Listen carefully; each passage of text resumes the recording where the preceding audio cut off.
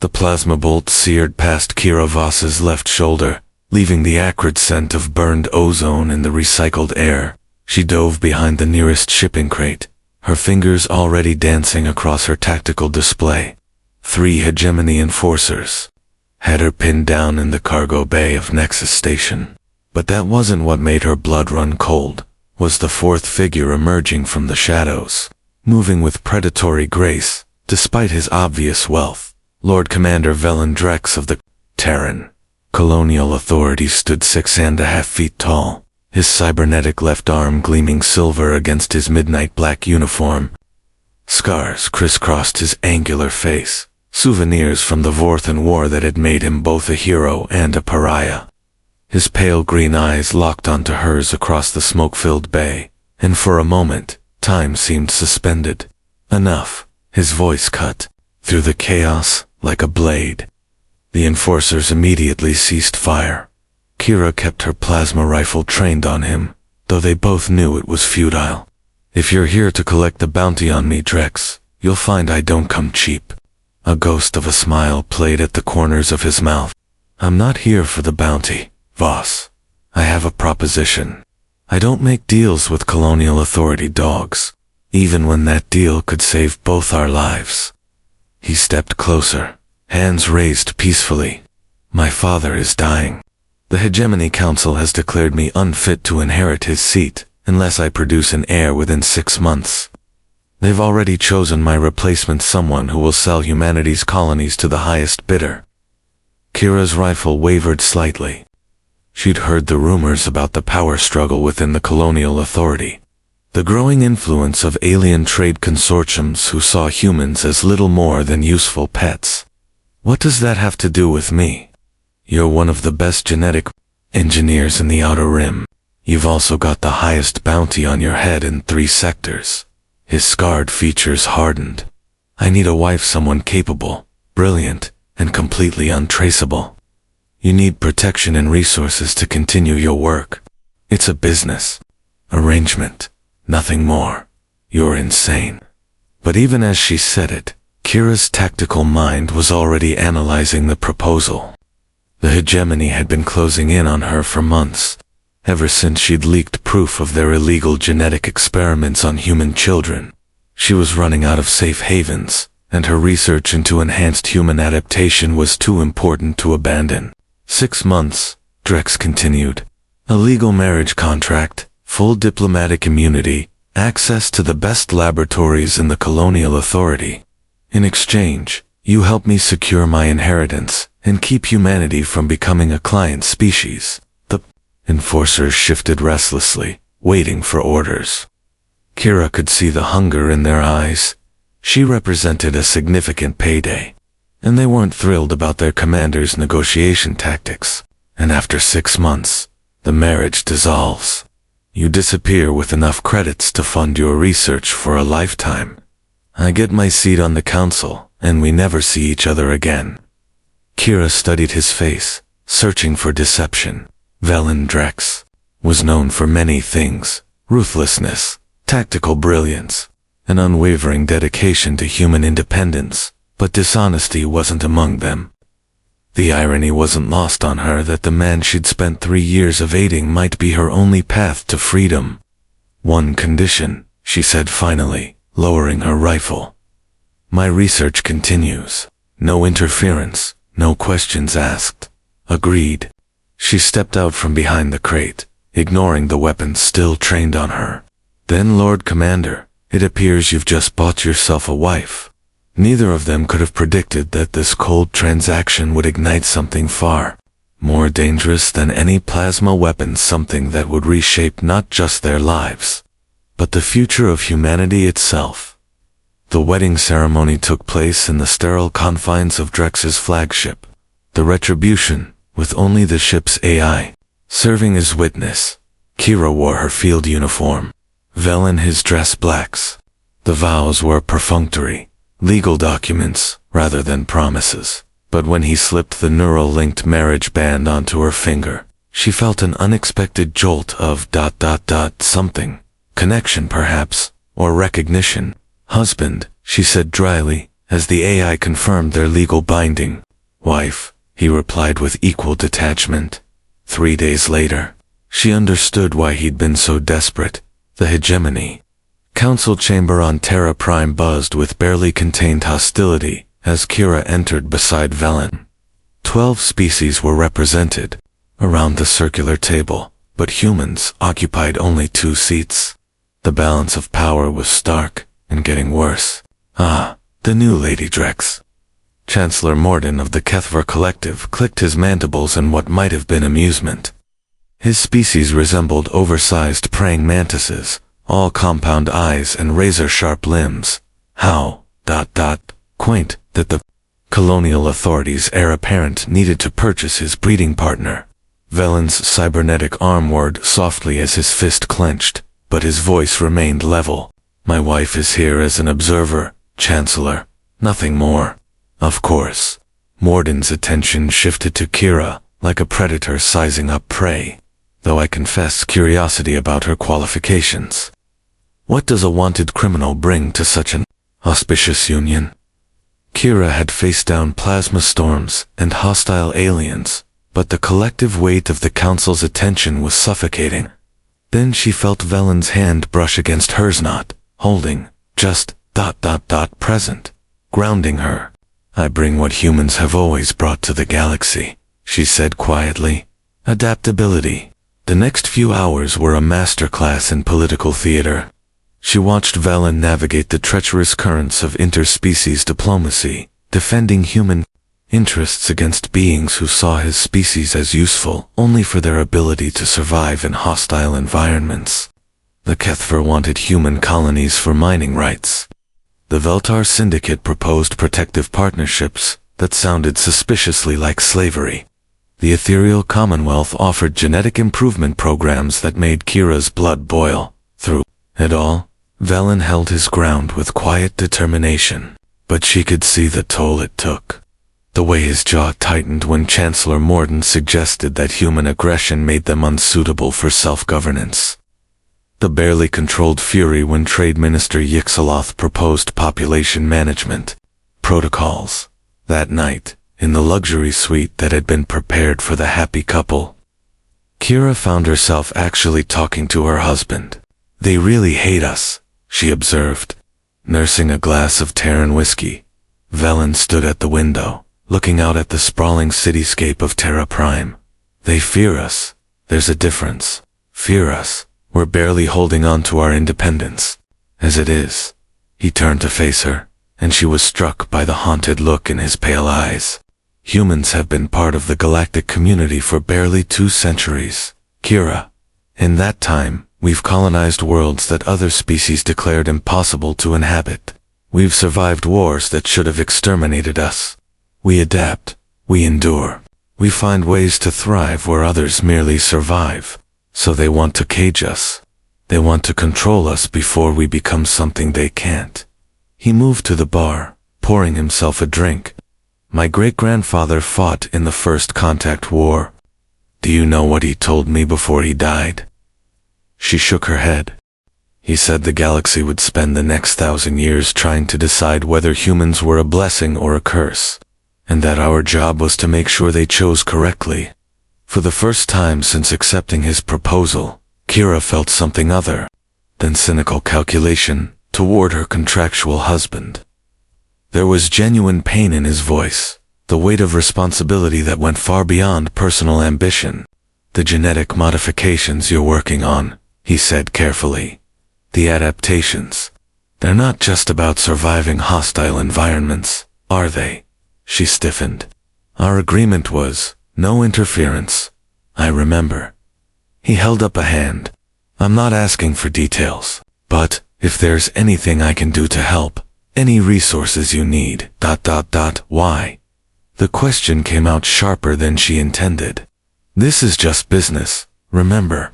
Velen was quiet for a long moment, studying her face. Maybe it started that way, but after watching you today, seeing how you handled the council, I think we might both have underestimated what we were getting into. That night, for the first time since the wedding, they shared more than just living space. They talked about the war, about the future, about the impossible weight of carrying an entire species' hopes. And somewhere in those quiet hours, Kira began to understand that her cold, calculating husband might be the most genuinely passionate person she'd ever met. The realization terrified her more than any bounty hunter ever had. The explosion rocked the research facility on Kepler-4 for 2b, sending Kira sprawling across the laboratory floor. Emergency lights bathed everything in hellish red as klaxons wailed, and through the chaos, she could hear the distinctive whine of hegemony plasma weapons. "They found us," she gasped into her cum as she scrambled toward the data core. Voice crackled back, tight with battle calm. "Security teams are 3 minutes out. Can you hold?" "Not if they breach the containment labs." Kira's fingers flew over the console, downloading critical research data, while behind her, something very expensive sounding, shattered. "Velen, if they get their hands on Project Genesis, they won't." The certainty in his voice cut through her panic. "I'm coming for you." "Negative. You're too valuable. You're my wife." The words carried an intensity that had nothing to do with their legal arrangement. "I don't leave my people behind." The laboratory door exploded inward, revealing 3 hegemony shock troopers in powered armor. Kira dove for cover as plasma bolts seared the air where she'd been standing, but she knew it was over.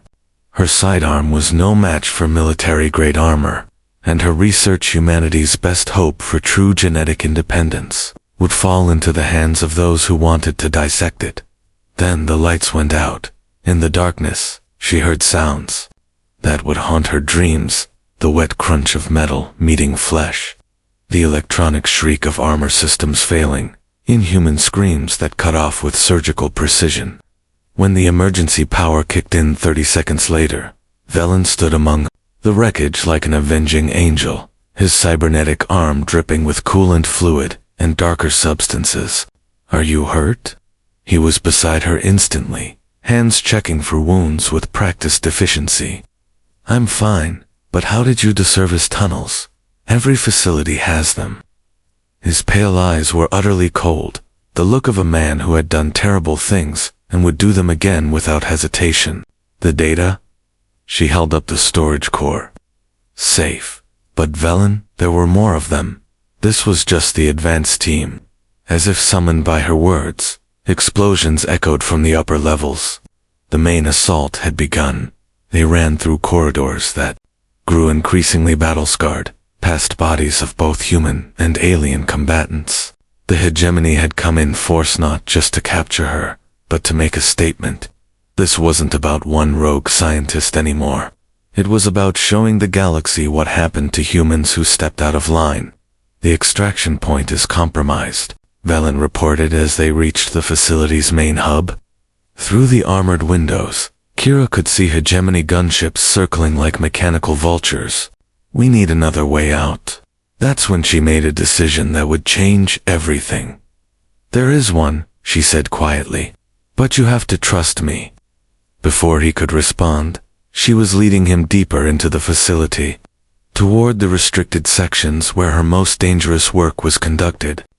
The laboratory she brought him to looked like something from a fever dream, organic curves grown rather than built, tanks filled with luminescent fluid, and at the center of it all, a single stasis pod containing something that might once have been human. "Kira, what is this?" "Project Genesis isn't just about adaptation," she said, her fingers already working at the control console. "It's about evolution. Controlled, directed evolution that could make humans not just survive in hostile environments, but thrive.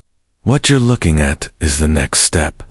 He said the galaxy would spend the next 1,000 years trying to decide whether humans were a blessing or a curse, and that our job was to make sure they chose correctly. For the first time since accepting his proposal, Kira felt something other than cynical calculation toward her contractual husband. There was genuine pain in his voice, the weight of responsibility that went far beyond personal ambition. "The genetic modifications you're working on," he said carefully. "The adaptations, They're not just about surviving hostile environments, are they? She stiffened. Our agreement was no interference. I remember. He held up a hand. I'm not asking for details, but if there's anything I can do to help, any resources you need, ... Why? The question came out sharper than she intended. This is just business, remember. Velen was quiet for a long moment, studying her face. Maybe it started that way, but after watching you today, seeing how you handled the council, I think we might both have underestimated what we were getting into. That night, for the first time since the wedding, they shared more than just living space. They talked about the war, about the future, about the impossible weight of carrying an entire species' hopes. And somewhere in those quiet hours, Kira began to understand that her cold, calculating husband might be the most genuinely passionate person she'd ever met. The realization terrified her more than any bounty hunter ever had. The explosion rocked the research facility on Kepler-4 for 2B, sending Kira sprawling across the laboratory floor. Emergency lights bathed everything in hellish red as klaxons wailed, and through the chaos, she could hear the distinctive whine of hegemony plasma weapons. They found us, she gasped into her cum as she scrambled toward the data core's voice crackled back, tight with battlecom. Security teams are 3 minutes out. Can you hold? Not if they breach the containment labs. Kira's fingers flew over the console, downloading critical research data while behind her, something very expensive sounding, shattered. Velen, if they get their hands on Project Genesis, they won't. The certainty in his voice cut through her panic. I'm coming for you. Negative. You're too valuable. You're my wife. The words carried an intensity that had nothing to do with their legal arrangement. I don't leave my people behind.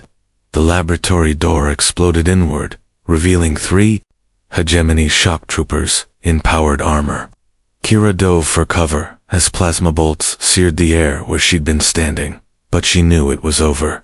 Her sidearm was no match for military-grade armor, and her researched humanity's best hope for true genetic independence would fall into the hands of those who wanted to dissect it. Then the lights went out. In the darkness, she heard sounds that would haunt her dreams, the wet crunch of metal meeting flesh, the electronic shriek of armor systems failing, inhuman screams that cut off with surgical precision. When the emergency power kicked in 30 seconds later, Velen stood among the wreckage like an avenging angel, his cybernetic arm dripping with coolant fluid and darker substances. Are you hurt? He was beside her instantly, hands checking for wounds with practiced efficiency. I'm fine, but how did you? The service tunnels. Every facility has them. His pale eyes were utterly cold, the look of a man who had done terrible things and would do them again without hesitation. The data. She held up the storage core. Safe. But Velen, there were more of them. This was just the advanced team. As if summoned by her words, explosions echoed from the upper levels. The main assault had begun. They ran through corridors that grew increasingly battle-scarred, past bodies of both human and alien combatants. The hegemony had come in force not just to capture her, but to make a statement. This wasn't about one rogue scientist anymore. It was about showing the galaxy what happened to humans who stepped out of line. The extraction point is compromised, Velen reported as they reached the facility's main hub. Through the armored windows, Kira could see hegemony gunships circling like mechanical vultures. We need another way out. That's when she made a decision that would change everything. There is one, she said quietly, but you have to trust me. Before he could respond, she was leading him deeper into the facility, toward the restricted sections, where her most dangerous work was conducted. The laboratory she brought him to looked like something from a fever dream, organic curves grown rather than built, tanks filled with luminescent fluid, and at the center of it all, a single stasis pod containing something that might once have been human. Kira, what is this? Project Genesis isn't just about adaptation, she said, her fingers already working at the control console. It's about evolution. controlled, directed evolution that could make humans not just survive in hostile environments, but thrive. What you're looking at is the next step. The figure in the tank was beautiful and terrible, clearly human in basic structure, but changed in ways that spoke of capabilities beyond current understanding.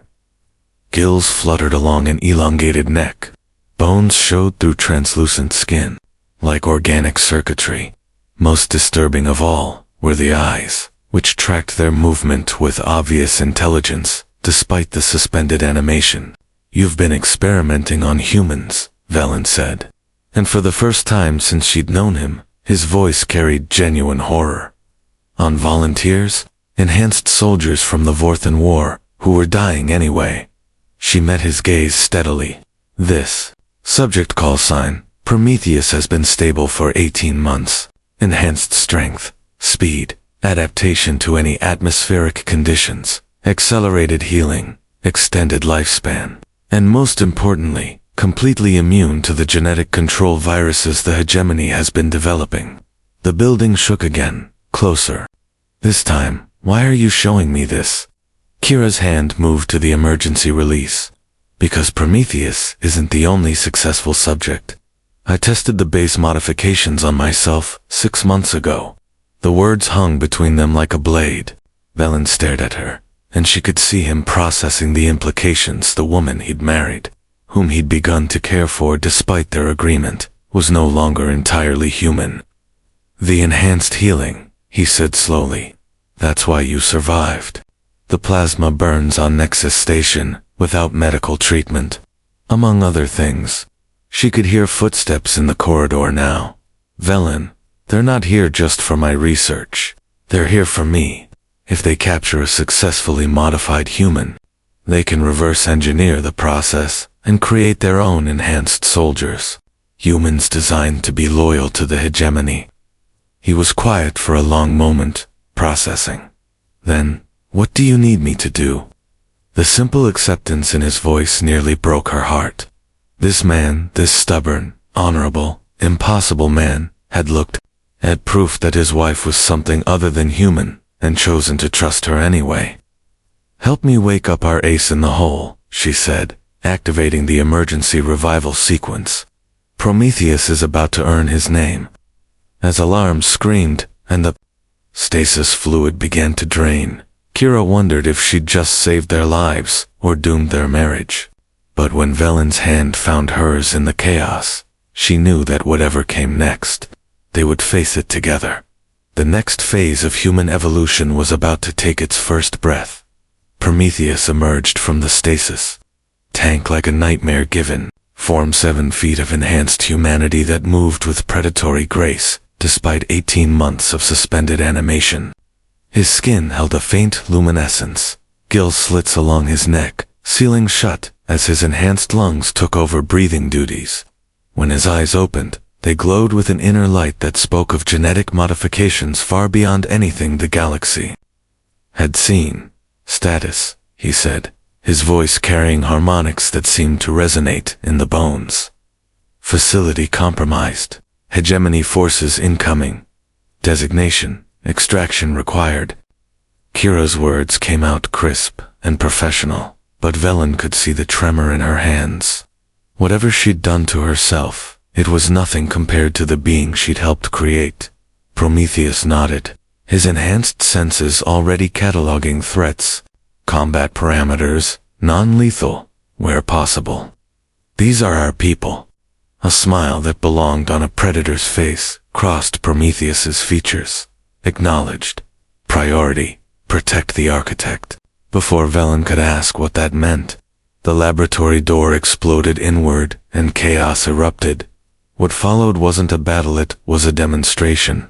Prometheus moved through the attacking hegemony forces like liquid death, his enhanced reflexes making their plasma weapons seem sluggish.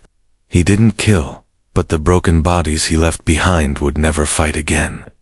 Within 3 minutes, the corridor outside was painted with alien blood and littered with damaged armor. "Jesus Christ," Velen breathed. "No," Kira said quietly, watching her creation work. "Just evolution. They fought their way to the surface, Prometheus clearing the path while Kira and Velen handled tactical coordination. But with each display of superhuman capability, Velen found himself studying his wife with new eyes. Her reflexes were too fast, her tactical awareness too sharp. Whatever modifications she'd made to herself were subtle, but undeniable. How many? He asked as they reached the facility's landing bay. Enhanced subjects. Prometheus is the only fully successful one so far. She paused. But there are 12 volunteers in various stages of the process. That wasn't what I meant. Their eyes met, and he saw the flash of pain cross her face. I know what you meant. The extraction ship Defiance hung in the stormy sky, like a metallic angel, its stealth systems flickering under enemy fire. Captain Nix Valen, one of Velen's most trusted officers, had managed to slip past the hegemony blockade, but the window for escape was closing fast. Prometheus, Kira called out as they reached the landing pad. Can you get us aboard? The enhanced soldier studied the tactical situation with inhuman speed. Enemy gunships circled at 3 different altitudes, their firing patterns designed to create an inescapable kill box around any escape attempt. For a normal extraction, it would be impossible. Prometheus was not normal.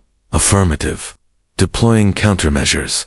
He leaped a full 50 feet into the air, his modified physiology allowing maneuvers that violated basic human limitations. What followed was aerial combat that belonged in the realm of legend, moving through 3 dimensions, with impossible grace.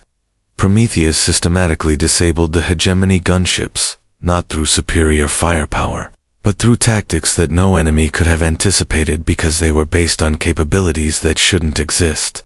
My God, Velen whispered as they watched one of humanity's children dance through the sky like a force of nature. What have we become? What we need to be, Kira replied, but her voice carried doubt. The extraction proceeded flawlessly, but as the Defiance broke atmosphere and engaged its faster-than-light drives, Velen found himself in the ship's medical bay, staring at genetic analysis reports that rewrote everything he thought he knew about his wife. Dr. Lyra Thorne, the ship's chief medical officer, looked up from her instruments with barely concealed awe. Lord Commander, these readings. Lady Drex isn't just enhanced. Her genetic structure has been fundamentally rewritten. Enhanced improved cardiovascular efficiency, redundant organ systems, accelerated healing, extended lifespan projection of at least 3 centuries, ... What does that mean for us? Velen's question was quiet, but it carried the weight of species implications. It means she's not entirely human anymore, Dr. Thorne said bluntly. Neither is Prometheus. There's something new, something better, arguably, but ... double quotes, but different, fundamentally so. That night, in their shared quarters aboard the Defiance, Velen confronted the woman he'd married for political convenience and found himself caring for in ways that terrified him. How long? He asked. Kira was standing at the viewport, watching stars streak past at superluminal velocities. How long? What? How long before you don't need us anymore? Normal humans, I mean. She turned to face him, and in the starlight, he could see subtle changes that hadn't been there before. Pupils that reflected light differently, skin that seemed to have an inner luminescence, movements that were just a fraction too fluid for baseline humanity. Is that what you think this is about? Replacement, isn't it? He moved closer, studying her face.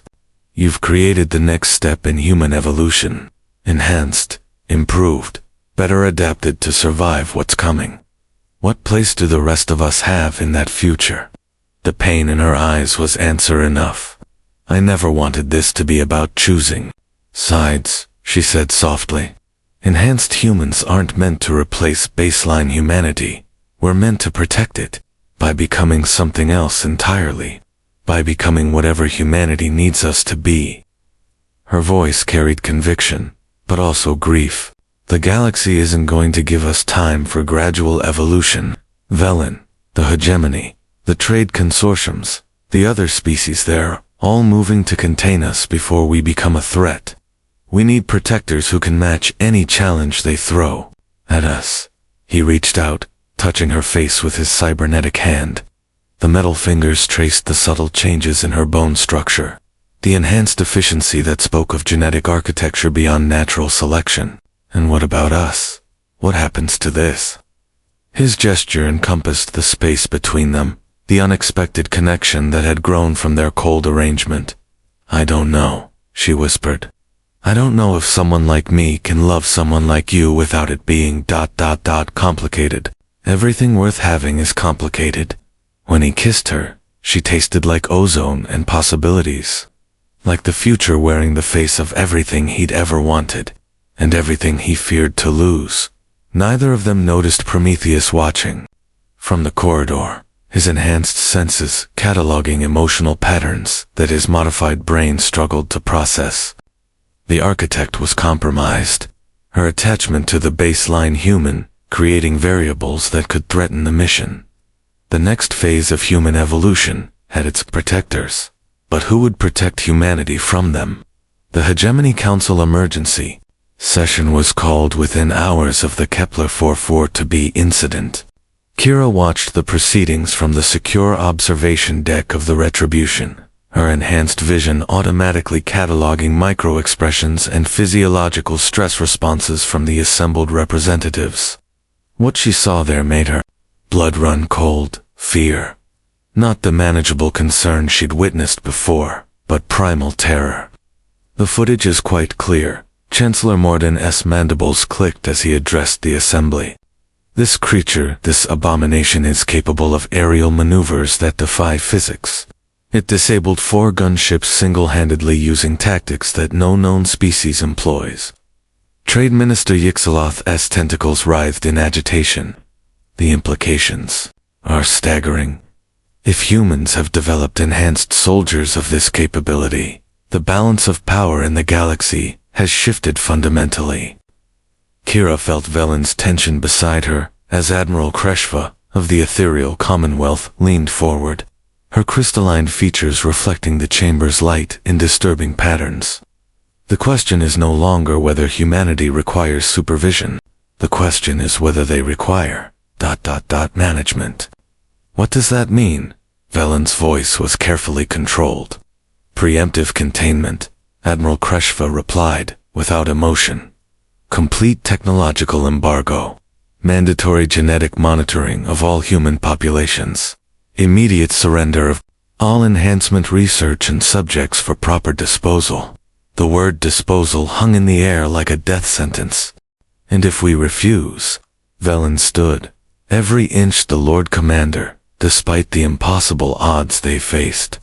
Then the hegemony will be forced to take action to protect galactic stability. Chancellor Morden's compound eyes fixed on him with predatory intensity. Your species has proven itself capable of creating weapons of unprecedented capability. We cannot allow such weapons to proliferate. Kira's enhanced hearing picked up sub-vocalizations from the various representatives' tactical assessments, resource calculations, casualty projections. They weren't debating whether to act against humanity.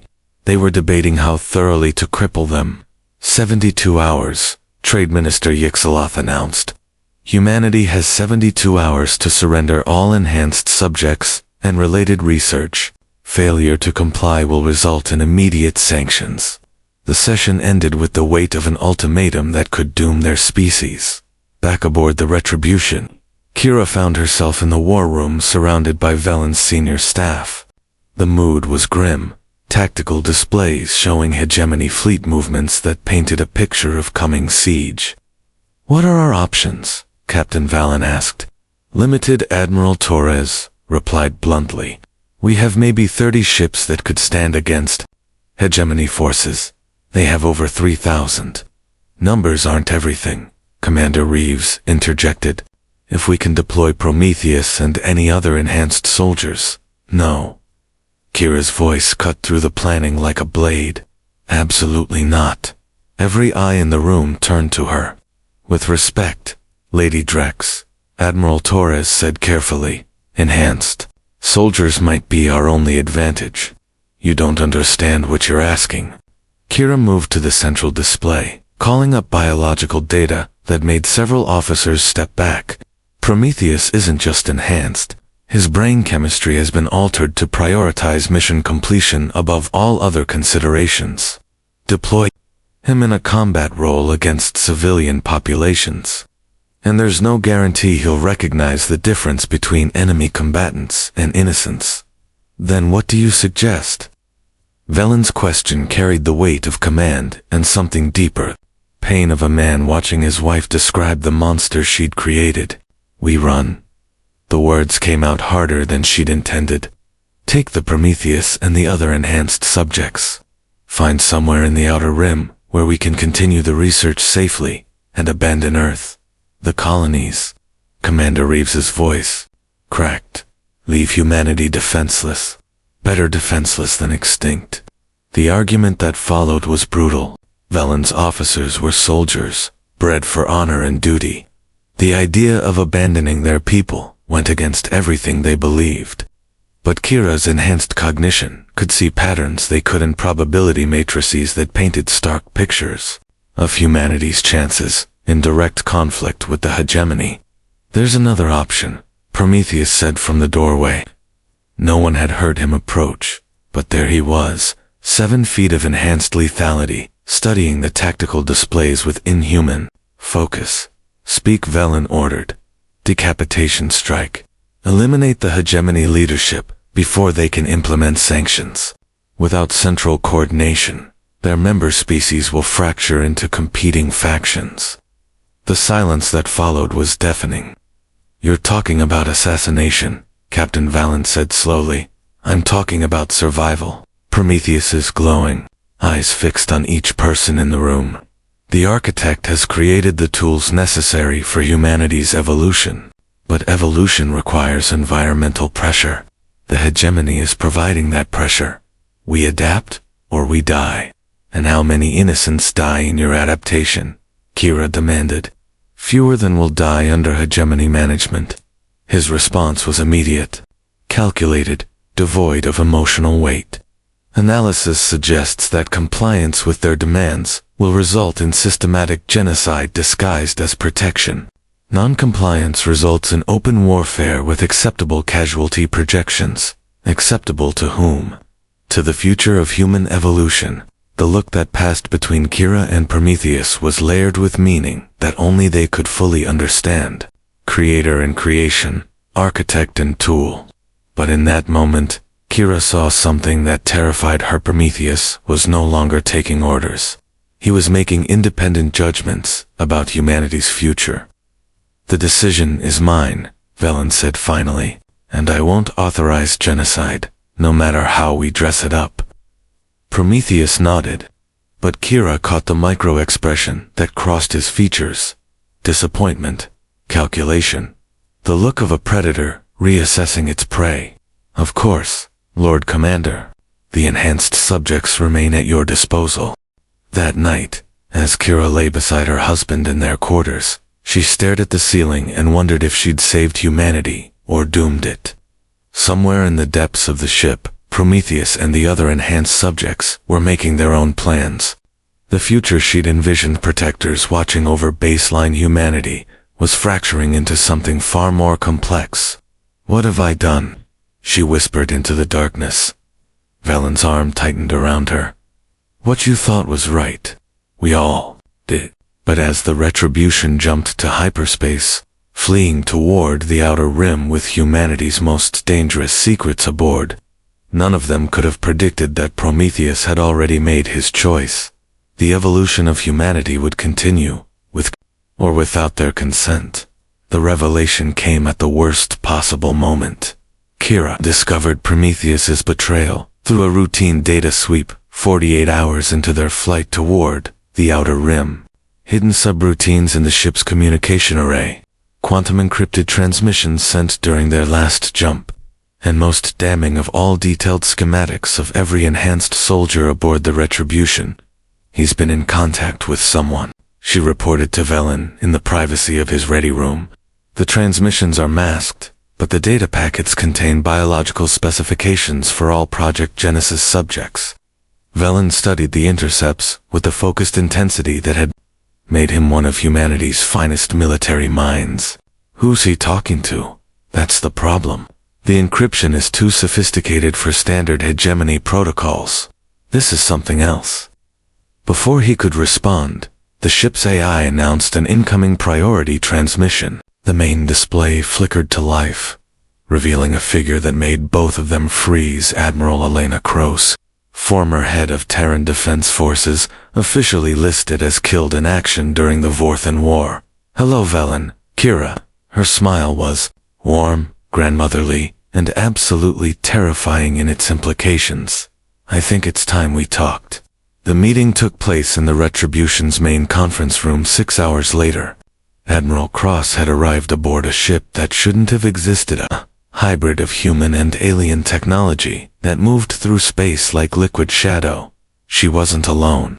Behind her stood 3 figures that made Kira's blood turn to ice. Enhanced. Humans like Prometheus, but different.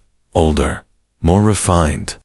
Project Genesis wasn't your idea, my dear, Kroos said, settling into her chair with the casual authority of someone accustomed to commanding starfleets. It was mine.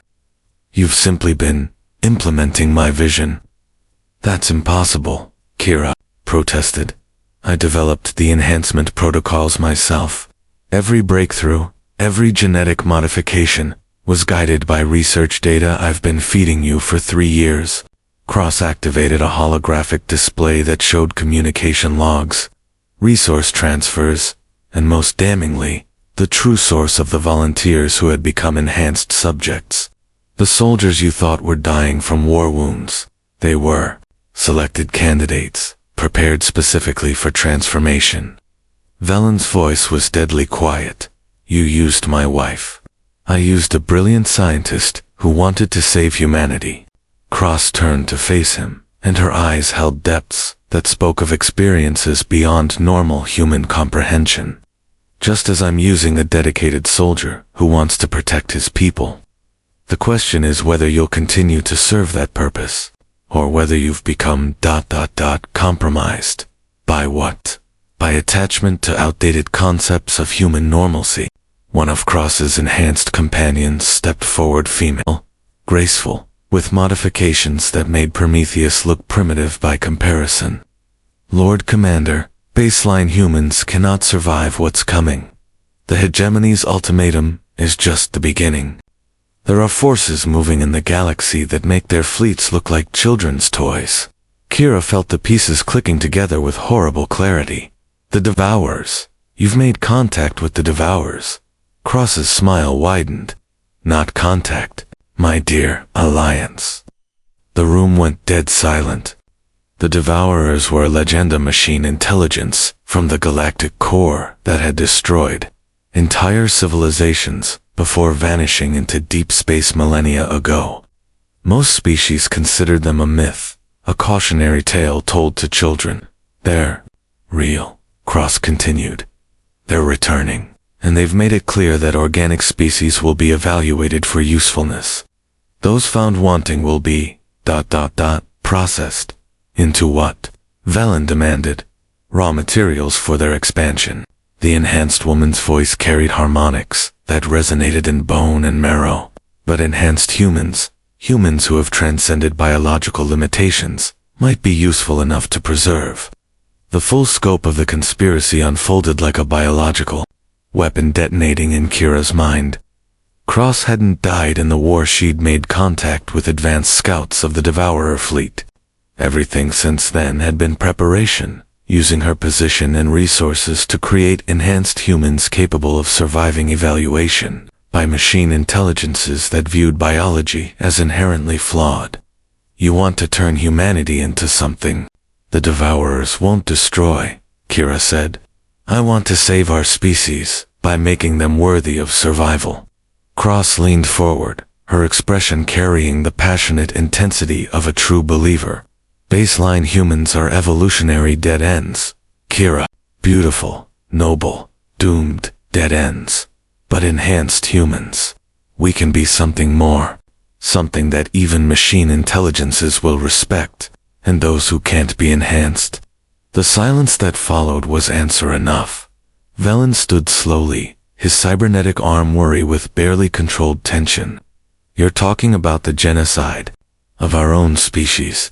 I'm talking about the survival of everything that makes humanity special, Cross replied.